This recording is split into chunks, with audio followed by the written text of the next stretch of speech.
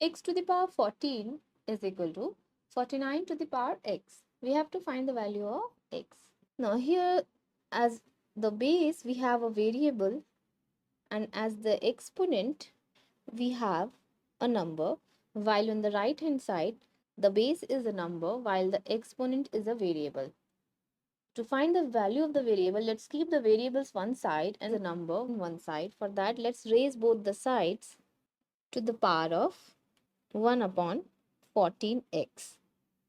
So in that case, we will have x to the power 14 raised to the power of 1 upon 14x is equal to 49 to the power x raised to the power of 1 upon 14x, a to the power m whole to the power n. This identity is equal to a to the power m times n.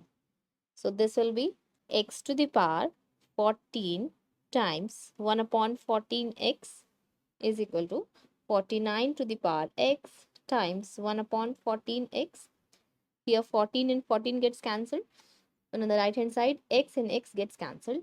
Now we have x to the power of 1 upon x is equal to 49 to the power of 1 upon 14, or x to the power of 1 upon x is equal to 49. We can also write it as 7 square, then times 1 upon 14 in the exponent.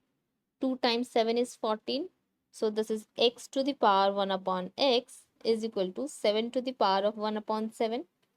So when a to the power a is equal to b to the power b, in that case a is equal to b. That means 1 upon x is equal to 1 upon 7, or x is equal to 7. Let's verify this answer. X is 7. So 7 to the power 14. We have to check whether it is equal to 49 to the power of 7. 49 is 7 square, then times 7. So 7 to the power 14 is equal to 7 to the power 14. LHS is equal to RHS. Therefore, x is equal to 7 is the right answer. Like and subscribe. Thanks for watching.